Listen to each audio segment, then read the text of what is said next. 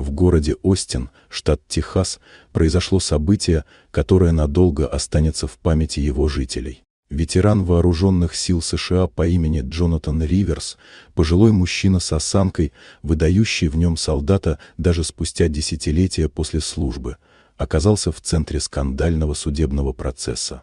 Джонатан, обладатель медали почета высшей военной награды США, был вызван в суд по поводу конфликта с городскими властями. Поводом стал его отказ убрать американский флаг и военные знаки отличия, включая медаль почета, с фасада своего дома. Районная администрация заявила, что он нарушает местные архитектурные нормы. Судья, пожилой, но строгий мужчина по имени Рональд Бейкер, постановил, что Джонатан обязан снять флаг и медаль с публичного обозрения, ссылаясь на бюрократические предписания и нормы. Однако то, что произошло дальше, удивило всех присутствующих.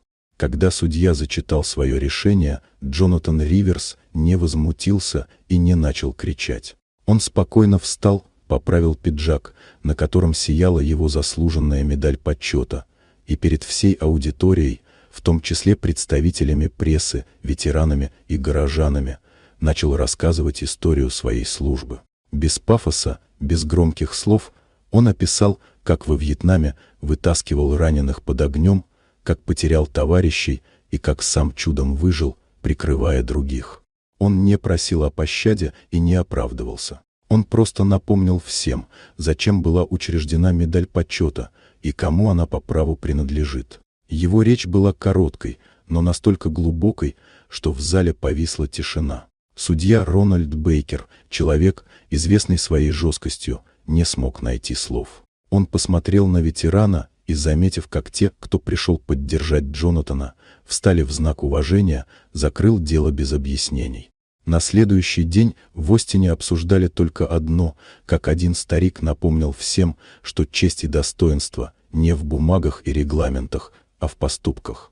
История Джонатана Риверса быстро разлетелась по всей стране. Его дом оставили в покое, а местные власти принесли официальные извинения. Судья Бейкер больше никогда не выносил подобных решений.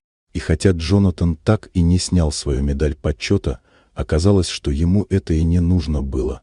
Его молчаливая стойкость и правда за плечами заставили замолчать даже тех, кто привык говорить последним.